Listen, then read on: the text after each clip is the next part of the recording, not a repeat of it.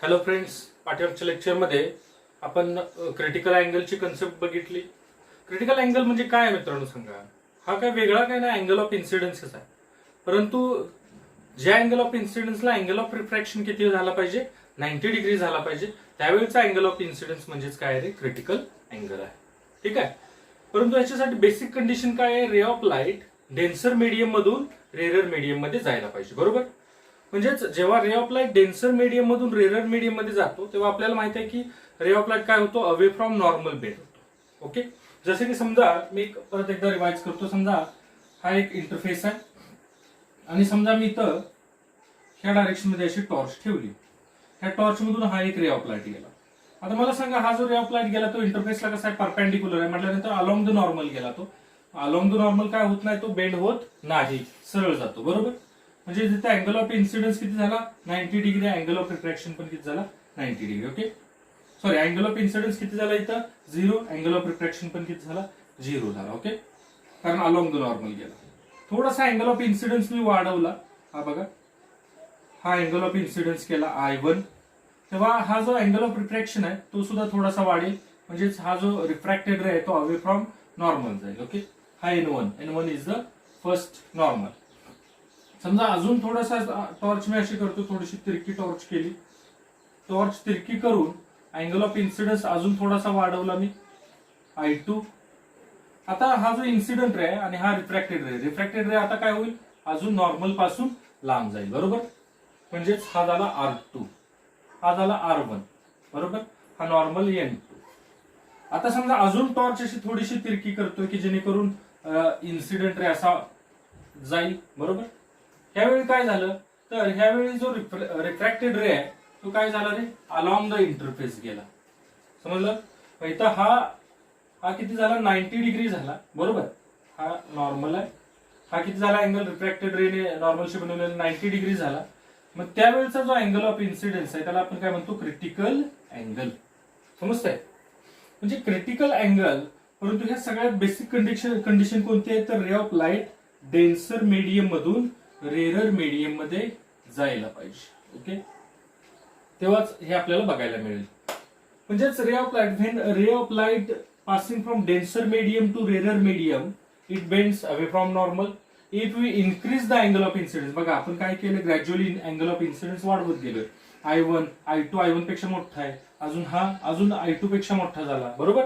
म्हणजे आपण ग्रॅज्युअली हळूहळू अँगल ऑफ इन्सिडन्स वाढवत गेलो तर आपल्या असं लक्षात आलं की अँगल ऑफ रिफ्रॅक्शन सुद्धा काय होतोय, वाढतोय. ओके. मग एक तर अशी सिच्युएशन आली, कोण फास्ट वाढतोय बघा. अँगल ऑफ इन्सिडन्स इथं 90 झाला का नाही, पण अँगल ऑफ रिफ्रॅक्शन मात्र लवकर 90 झाला. म्हणजेच अँगल ऑफ रिफ्रॅक्शन फास्ट वाढतोय. लक्षात घ्या. अँगल ऑफ रिफ्रॅक्शन फास्ट वाढल्यामुळे हा जो रिफ्रॅक्टेड रे आहे तो नॉर्मल पासून लांब फास्ट गेला आणि त्याच्यामुळे अँगल ऑफ रिफ्रॅक्शन लवकर 90 पर्यंत पोहोचला. अजून अँगल ऑफ इन्सिडन्स 90 पर्यंत पोहोचलाय का, नाही. म्हणजेच जेव्हा आपण अँगल ऑफ इन्सिडन्स वाढवतोय तेव्हा अँगल ऑफ रिफ्रॅक्शन सुद्धा काय होतोय, वाढत जातोय.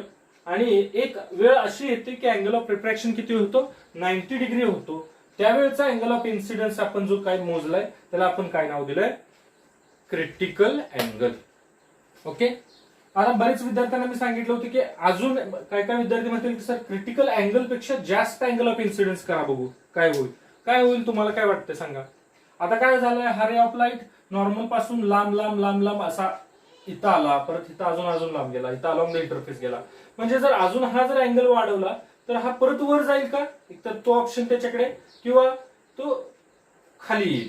म्हणजेच खाली जर आला तर तो ज्या मीडियम मधून गेलाय बघा, गेलेला रे आणि परत खाली येणारा रे सेमच मीडियम मध्ये राहील. बरोबर. मला काय होतंय बघूया. जेव्हा आपण क्रिटिकल अँगल पेक्षा जास्त अँगल करतोय बघा, हा इन्सिडेंट रे, हा नॉर्मल आहे आणि हा जो अँगल आहे तो ग्रेटर दॅन क्रिटिकल अँगल आहे. जेव्हा आपण क्रिटिकल अँगल पेक्षा जास्त अँगलने इन्सिडेंट रे टाकतोय तेव्हा काय होतं तर रे ऑफ लाईट आता इंटरफेस पर्यंत तरी त्याची वेळ शेवटची होते, इथपर्यंत ह्याच कंडिशनला तो अलॉंग द इंटरफेस गेला. मग आता अजून तो खाली जाणार म्हटल्यानंतर त्या रे ऑफ लाईटचं काय होईल, रिफ्रॅक्शन नाही होणार. कारण बघा, गेला कोणत्या मीडियम मधून, डेन्सर मीडियम मधून गेला आणि परत रिटर्न कोणत्या मीडियम मध्ये आला, डेन्सर मीडियम मध्येच आला, म्हणजे सेम मीडियम मध्ये आला. ह्याचा अर्थ काय झाला, त्या रे ऑफ लाईटचं काय झालं, रिफ्लेक्शन झालं. लक्षात आलं? आतापर्यंत काय होत होतं? रिफ्रॅक्शन होत होतं, बरोबर. परंतु ह्या कंडिशनला काय झालं? रिफ्लेक्शन.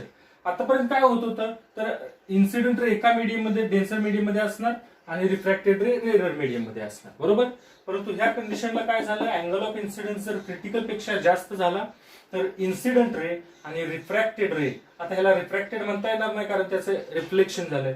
इन्सिडेंट रे आणि हा जो रिफ्लेक्ट आफ्टर रिफ्लेक्शनचा रे आहे तो त्याच मीडियम मध्ये असल्यामुळे तिथं काय झालं? आपण म्हणतो लाईटचं रिफ्लेक्शन झालं. ओके, लाईटचं काय झालं? रिफ्लेक्शन झालं. आता पुढे बघा, आता हा इन्सिडेंट रे होईल आणि हा रिफ्लेक्टेड रे होईल. आता राहिला प्रश्न, टोटल इंटरनल रिफ्लेक्शन नाव का दिलंय त्याला? TIR. बघा, ह्या पॉइंटला काय झालेलं आहे? रिफ्लेक्शन झालेलं आहे.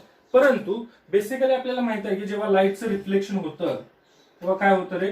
लाईटचं रिफ्लेक्शन होतं तेव्हा थोडीशी लाईट रिफ्रॅक्ट सुद्धा होते आणि दुसऱ्या मीडियम मध्ये जाते आणि थोडीशी राहिलेली लाईट काय होते? रिफ्लेक्ट होते. म्हणजेच असं आपण करूया, 10 एवढी लाईट आली तर समजा 1 एवढी लाईट कशामध्ये जाईल? सेकंड मीडियम मध्ये. 9 एवढी लाईट काय होईल रे? ज्या मीडियम मधून आले त्याच मीडियम मध्ये होईल.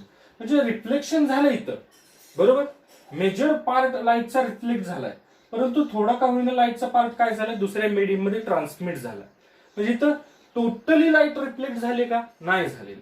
हे आपण बघितलं होतं बेसिक रिफ्लेक्शनच्या केसमध्ये. परंतु इथे मात्र तसं होत नाही. इथं काय होतं? समजा 10 एवढी इंटेन्सिटीची लाईट गेलेली आहे. किती? 10 एवढी इंटेन्सिटीची लाईट गेली. परत एकदा ऐका, 10 एवढ्या इंटेन्सिटीची लाईट गेली तर रिफ्लेक्ट होऊन 10 एवढ्या इंटेन्सिटीचीच लाईट त्याच मीडियम मध्ये येते. म्हणजेच हा जो इन्सिडेंट रे आहे आणि हा रिफ्लेक्टेड रे, ह्या दोघांच्या इंटेन्सिटी सेम असतात. There is no loss of any intensity at that point. म्हणून इथं जे रिफ्लेक्शन झालंय, this reflection is called as total internal reflection. Therefore, this reflection is called as total internal reflection. Total internal reflection का? हा जो शब्द वापरलाय total, हा का वापरलाय तुमच्या लक्षात आलं? कारण तिथे कुठलेही त्या इन्सिडेंट रे आणि रिफ्लेक्टेड रे दोघांच्या इंटेन्सिटी सेम असतात. कुठलीही इंटेन्सिटीचा लॉस होत नाही. इंटेन्सिटीचा लॉस 0 होतो. ओके, म्हणजे थोडी सुद्धा लाईट त्या मीडियम मध्ये दुसऱ्या मीडियम मध्ये एंटर होत नाही. सर्व लाईट काय होती? टोटली बॅक होते, रिफ्लेक्टेड बॅक होते. लक्षात आलं? मग आता टोटल इंटरनल रिफ्लेक्शन, इंटरनल हा शब्द कशासाठी? ज्या मीडियम मधून गेलाय रे ऑफ लाईट त्याच मीडियम मध्ये रिटर्न येतो. That's why it is called as internal reflection. Okay, total internal reflection हा शब्द लक्षात आलाय. मग आता मला सांगायचं आहे टोटल इंटरनल रिफ्लेक्शन ज्याला आपण TIR असं म्हणतो, ह्याच्यासाठी बेसिक कंडिशन काय आहेत? कंडिशन्स फॉर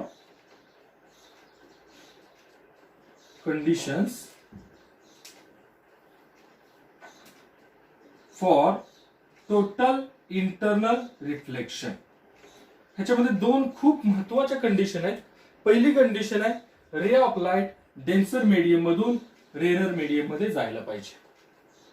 तुम्हाला सर रेरर मीडियम मधून जेव्हा रे ऑफ लाईट डेन्सर मीडियम मध्ये जाईल तेव्हा टोटल इंटरनल रिफ्लेक्शन बघायला मिळेल का? आपल्याला कधीच बघायला मिळणार नाही.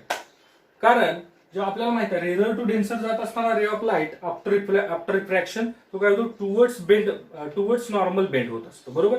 आणि इथं आपल्याला काय करायचं? रे ऑफ लाईटला अवे फ्रॉम नॉर्मल बेंड करायचं म्हटल्यानंतर त्याला 100% डेन्सर मीडियम मधून रेरर मीडियम मध्येच घालवावं लागेल. नेहमी टोटल इंटरनल रिफ्लेक्शन बघायचं आहे तर फर्स्ट कंडिशन आहे ray pass from denser medium to rarer medium. ही एक पहिली कंडिशन आहे. सेकंड कंडिशन बघा, इथपर्यंत आपल्याला टोटल इंटरनल रिफ्लेक्शन बघायला मिळालं का? नाही, रिफ्रॅक्शन होत होतं. इथं सुद्धा रिफ्रॅक्शन होत होतं. इथं काय झालं? अँगल ऑफ रिफ्रॅक्शन किती झाला? 90 डिग्री झाला. परंतु ह्या कंडिशनला आपल्याला काय मिळालं? टोटल इंटरनल रिफ्लेक्शन बघायला मिळालं, बरोबर. म्हणजेच अँगल ऑफ इन्सिडन्स जो आहे तो कसा पाहिजे? क्रिटिकल अँगल पेक्षा जास्त पाहिजे. Angle of incidence should greater than critical angle. Okay, ह्या दोन बेसिक कंडिशन आहेत. त्याच्याशिवाय आपल्याला टोटल इंटरनल रिफ्लेक्शनची कन्सेप्ट बघायलाच मिळत नाही, फिनॉमिनॉन अनुभवायला मिळत नाही. ओके, हा जो रे ऑफ लाईट याला नाव द्या रिफ्लेक्टेड रे. आणि ह्या पॉइंटला काय झालंय? तर झालेलं आहे टोटल इंटरनल रिफ्लेक्शन. ओके, आता ह्याच्याबद्दल थोडंसं स्टेटमेंट काय लिहाल तुम्ही? as ray of light passing from denser medium to rarer medium, we know it bends away from normal. बघा काय स्टेटमेंट लिहायचं तुमच्या नोट्स मध्ये यायला पाहिजे. जसं की आपल्याला माहित आहे रे आपला डेन्सर मीडियम मधून रेरर मीडियम मध्ये जातो. आपल्याला माहित आहे की तो काय होतो नॉर्मल पासून लांब जातो. बरोबर. म्हणजेच therefore if we increase the angle of incidence, angle of refraction also goes on increasing. जर आपण अँगल ऑफ इन्सिडन्स जर वाढवला तर अँगल ऑफ रिफ्रॅक्शन पण काय होत जातोय वाढत जातोय. ओके. अजून बघा if we increase angle of incidence further, then angle of refraction also goes on increasing. At a particular instant, angle of refraction becomes 90 degree and refracted ray will travel along the interface, along the boundary.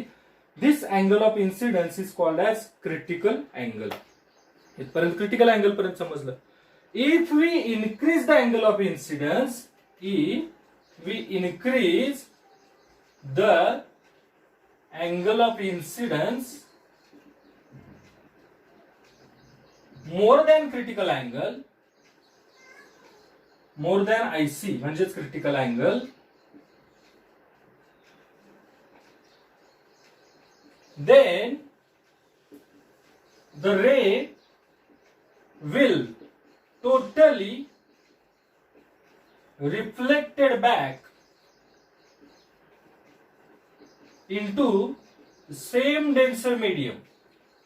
रे काय झालाय totally reflect back झाला कोणत्या medium मध्ये same denser medium. Okay. This phenomenon is called total internal reflection.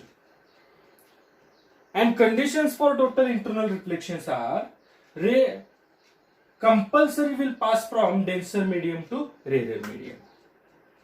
Okay, and angle of incidence should be greater than critical angle. Okay, ठीक है.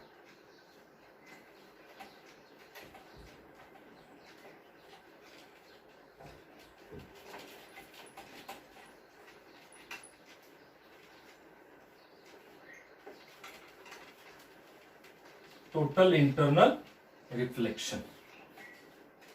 आता ह्याचे applications बघा किंवा अजून ऍडिशनल पॉइंट बघा. एक द इमेज फॉर्म्ड बाय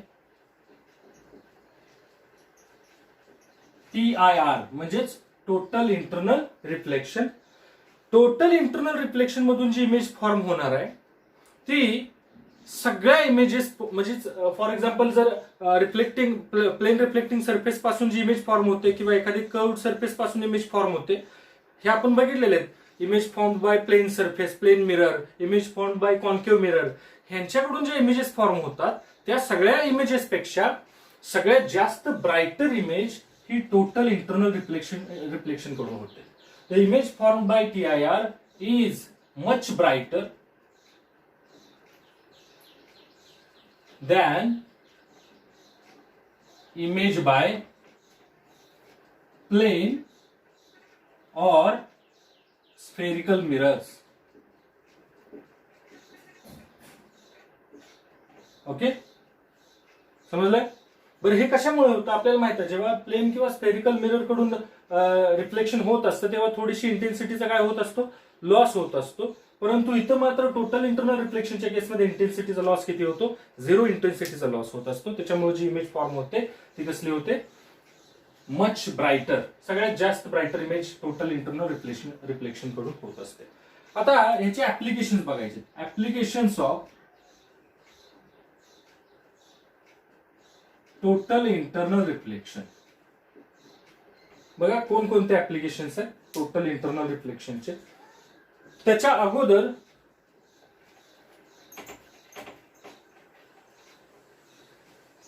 हा झाला फर्स्ट पॉइंट. आता बघा सेकंड पॉइंट अजून एक ऍडिशनल इन्फॉर्मेशनचा मी सांगतो तुम्हाला. हा सेकंड पॉइंट कशाशी रिलेटेड आहे तर बघा मी काय सांगतो अँगल ऑफ इन्सिडेंस कंडिशनशी रिलेटेड आहे. काय कंडिशन आहे second condition angle of incidence should be greater than critical angle. Okay. हे जर असं असेल तर मी असं लिहू शकतो sine of I should greater than sine of IC IC म्हणजे कसला क्रिटिकल अँगल आहे. ओके, अँगल ऑफ इन्सिडेंस कसा असला पाहिजे, क्रिटिकल अँगल पेक्षा जास्त असला पाहिजे for total internal reflection. Therefore sine I is greater than sine I C. Okay, असं जर लिहिलं, बट काय क्रिटिकल अँगलचा formula, sine of IC is equal to काय रे 1/μ. क्रिटिकल अँगलचा फॉर्म्युला काय सांगा, IC is equal to sine inverse 1/μ. Okay, मग इथं लिहिलं sine IC is equal to 1/μ. Therefore sine of I should greater than 1/μ. इथं व्हॅल्यू टाकली मी साइन आयसी ची. म्हणजेच असं लिहू शकतो, mu should greater than 1/sin of I. Mu should greater than 1/sin of I. म्हणजेच हा जो रिफ्रॅक्टिव्ह इंडेक्स आहे, therefore refractive index should always greater than 1/sin I. Then total internal reflection will perform. लक्षात आलं, total internal reflection कधी perform होईल, हा जो रिफ्रॅक्टिव्ह इंडेक्स आहे हा angle of incident 1/sin I च्या पेक्षा जास्त असायला पाहिजे, तेव्हा काय होईल रे, टोटल इंटरनल रिफ्लेक्शन होईल. ओके,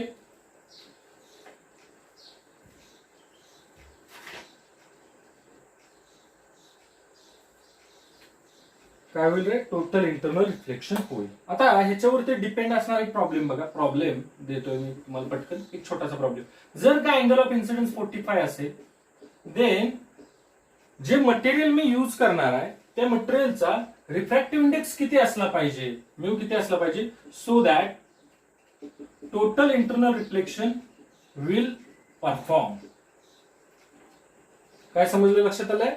अँगल ऑफ इन्सिडेंस एखादा मटेरियल आहे किंवा एखादा ग्लास स्लॅब आहे, ग्लास म्हणण्यापेक्षा एखादा स्लॅब आहे मटेरियलचा, आणि त्याच्यावरती मला काय करायचं आहे, एक इन्सिडेंट रे समजा हा असा आहे, आणि ह्याच्यावरती मी अँगल ऑफ इन्सिडेंस किती करणार आहे, 45 डिग्री करणार आहे.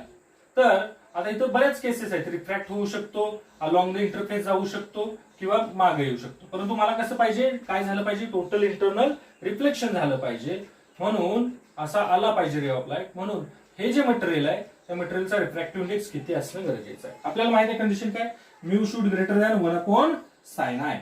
मग आपण काय करूया, mu should greater than 1/sin of I.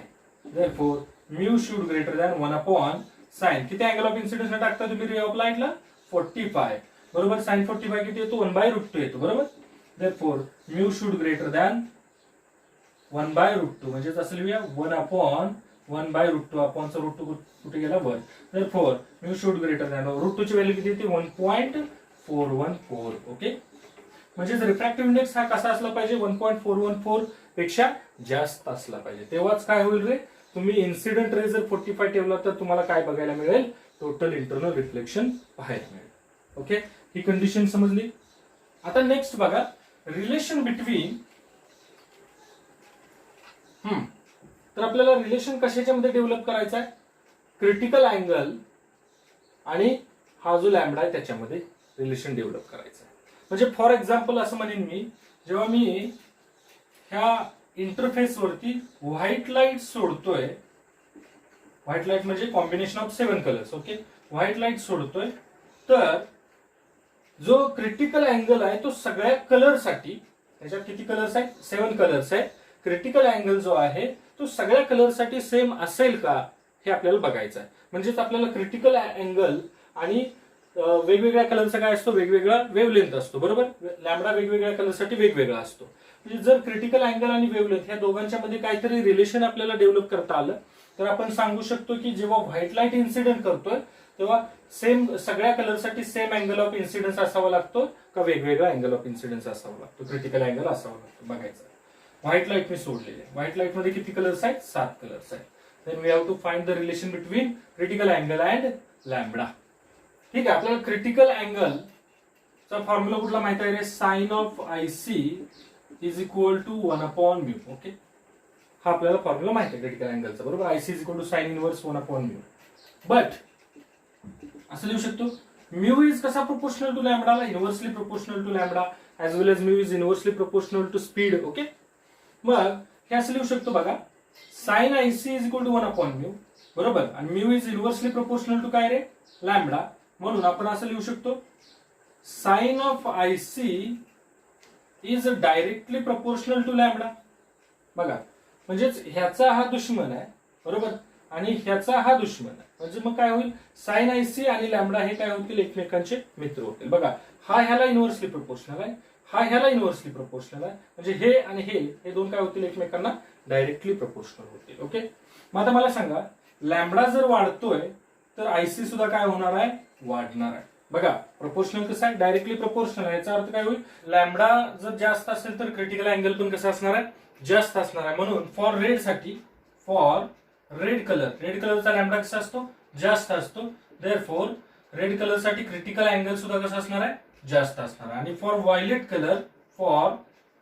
Colour lambda कसा असतो, कमी असतो. देअरफॉर व्हायलेट कलर साठी क्रिटिकल अँगल कसा असणार आहे, कमी असणार as compare to red. Okay. म्हणजेच ह्याचा अर्थ, समजा हा इंटरफेस आहे आणि ह्या इंटरफेस वरती समजा खाली डेन्सर मीडियम आहे, खाली कसलं मीडियम आहे, डेन्सर, आणि वर कसलं मीडियम आहे, रेअरर मीडियम आहे. आणि ह्या केसमध्ये समजा आपण व्हाईट लाईट इन्सिडेंट केली, कसली लाईट, व्हाईट लाईट इन्सिडेंट केली कशावरती, इंटरफेस वरती, तेव्हा हा एक नॉर्मल झाला. बघा, तर व्हाईट लाईट मध्ये किती कलर्स असतात सांगा, 7 डिफरंट कलर्स असतात, बरोबर. विबज्युअरचे 7 वेगवेगळे कलर्स आहेत. तर कोणता कलरचं पहिल्यांदा टोटल इंटरनल रिफ्लेक्शन घडून येईल, ओके, असा प्रश्न विचारतात. खालीलपैकी कोणत्या कलरचं टोटल इंटरनल रिफ्लेक्शन पहिल्यांदा परफॉर्म होईल, किंवा कोणता colour undergoes first total internal reflection, असा प्रश्न आहे. आता विचार करा, रेड कलरचा लॅम्बडा जास्त आहे म्हटल्यानंतर त्याच्यासाठी क्रिटिकल अँगल पण कसं असणार आहे, जास्त असणार, बरोबर. आता मला एक गोष्ट सांगा, समजा एखाद्या कलरसाठी समजा क्रिटिकल अँगल आहे 10 डिग्री आणि दुसऱ्या कलरसाठी क्रिटिकल अँगल आहे 20 डिग्री. तर मला सांगा, हा जो कलर आहे किंवा हा जो कलर आहे ज्याचा क्रिटिकल अँगल 10 डिग्री आहे, हा 11 डिग्रीलाच काय होणार आहे, याचं टोटल इंटरनल रिफ्लेक्शन होणार आहे, बरोबर. आणि हा 21 डिग्रीला काय होणार आहे, त्याचं टोटल इंटरनल रिफ्लेक्शन होणार आहे. म्हणजे ज्याचा क्रिटिकल अँगल कमी असेल तो त्याचं काय होतं, पहिल्यांदा टोटल इंटरनल रिफ्लेक्शन होतं, आणि ज्याचा क्रिटिकल अँगल जास्त असेल त्याचं नंतर टोटल इंटरनल रिफ्लेक्शन होणार आहे. मग आता मला सांगा, इथं क्रिटिकल अँगल कमी आहे कुणाचा, व्हायलेटचा, म्हणून त्याचा पहिल्यांदा काय होणार आहे, टोटल इंटरनल रिफ्लेक्शन होणार आहे, बरोबर. व्हायलेट कलर हा पहिल्यांदा रिफ्लेक्ट होईल, आणि नंतर थोड्या वेळानंतर जोपर्यंत जेव्हा ह्याचा रेड कलर साठी जो क्रिटिकल अँगल आहे त्याच्यापेक्षा जास्त अँगल आपण केला, तेव्हा काय होईल, रेड कलरचं आपल्याला टोटल इंटरनल रिफ्लेक्शन घडून आलेलं दिसणार आहे. लक्षात आलं. म्हणजे the colour which having maximum lambda will have maximum critical angle, and the color which having minimum lambda will have minimum critical angle, and the color which having minimum critical angle will undergoes total internal reflection first. Okay. म्हणजे ह्या केसमध्ये ज्याचा critical angle कमी आहे त्याचं total internal reflection पहिल्यांदा होईल, आणि ज्याचा क्रिटिकल अँगल जास्त आहे त्याचं टोटल इंटरनल रिफ्लेक्शन नंतर होईल. आता मला सांगा, इथं रेड कलरचा जो क्रिटिकल अँगल आहे तो जास्त आहे, कारण त्याचा लॅम्बडा जास्त आहे, कारण IC is directly proportional to कसा आहे रे, लॅम्बडा आहे. म्हणून इथं लिहून ठेवूया आपण स्टेटमेंट मध्ये, violet colour has minimum lambda, therefore minimum critical angle, and undergoes total internal reflection before red colour. समजलंय सगळ्यांना, बिफोर रेड कलर. जर समजा तुम्हाला असा क्वेश्चन विचारला की व्हाईट लाईट इन्सिडेंट केलेल्या इंटरफेस वरती आणि ती लाईट डेन्सर टू रेअरर निघालेली आहे, तर खालीलपैकी कोणत्या कलरचं पहिल्यांदा टोटल इंटरनल रिफ्लेक्शन घडून येईल, तर तुम्हाला कोणता ऑप्शन निवडायचा मला सांगा, ज्याची वेव्हलेंथ कमी असेल. कारण ज्याची वेव्हलेंथ कमी असेल त्याचा क्रिटिकल अँगल सुद्धा कसा असणार आहे, कमी असणार आहे, आणि तो लवकर त्याचं टोटल इंटरनल रिफ्लेक्शन घडून येईल. ओके. अशा ऑप्शन दिले. समजा फर्स्ट ऑप्शन आहे तुम्हाला ब्ल्यू, सेकंड ऑप्शन दिलाय येलो, थर्ड ऑप्शन आहे ग्रीन, आणि फोर्थ ऑप्शन आहे ऑरेंज. ओके. तर आता ह्या केसमध्ये तुम्हाला मी दोनच कलरचं एक एक्झाम्पल दिलंय. मी तुम्हाला दोनच कलर घेऊन सांगितले, रेड कलरचं नंतर टोटल इंटरनल रिफ्लेक्शन होणार आहे, अगोदर कुणाचं होणार आहे, व्हायलेटचं, बरोबर. मग ह्या केसमध्ये असं तुम्ही लिहू शकता, व्हायलेट त्याच्यानंतर इंडिगो, त्याच्यानंतर ब्ल्यू, त्याच्यानंतर ग्रीन, त्याच्यानंतर येलो, त्याच्यानंतर ऑरेंज आणि लास्टला काय रे, रेड. ओके, मग आता ह्याच्यावरून ठरवायचं तुम्हाला की कम्पॅरेबली कुणाची वेवलेंथ कमी आहे मला सांगा. ब्ल्यू, येलो, ग्रीन आणि ऑरेंज ह्याच्यापैकी कुणाचं पहिल्यांदा टोटल इंटरनल रिफ्लेक्शन घडून येणार आहे. तर सगळ्यात कमी वेवलेंथ असलेला कलर मला पहिल्यांदा सांगायच्यावरून बघा, व्हायलेट. व्हायलेट तर याच्यामध्ये नाही, सगळ्यात कमी वेवलेंथ असलेला कलर. त्याच्यानंतर इंडिगो. इंडिगो याच्यामध्ये नाही. त्याच्यानंतर कोणता आहे ज्याची वेवलेंथ कमी आहे, ब्ल्यू. म्हणजे ब्ल्यू कलरचा वेवलेंथ कमी आहे, त्याच्यामुळे क्रिटिकल अँगल सुद्धा त्याचा कसा असणार, कमी असणार आणि त्याचं लवकर टोटल इंटरनल रिफ्लेक्शन घडून येईल. ओके, जर असा उलटा प्रश्न विचारला की कोणत्या कलरचं टोटल इंटरनल रिफ्लेक्शन उशिरा घडून येईल, जर ज्याचा क्रिटिकल अँगल जास्त असेल त्याचं टोटल इंटरनल रिफ्लेक्शन उशिरा घडून येणार. ओके, मग कोणता कलर असा आहे ज्याचा टोटल इंटरनल क्रिटिकल अँगल जास्त आहे, ज्याची वेवलेंथ जास्त असेल. वेवलेंथ जास्त असलेला कलर कोणता आहे सांगा, रेड, ऑरेंज. मी तो कोणता ऑप्शन तुम्ही निवडा, ऑरेंज निवडा. ओके, म्हणजे जसा प्रश्न आलाय तसं तुम्हाला ते सोल्युशन तुम्हाला तयार करता आलं पाहिजे. ठीक आहे, आता आपण नेक्स्ट लेक्चर मध्ये बघणार आहे applications of total internal reflection. Okay.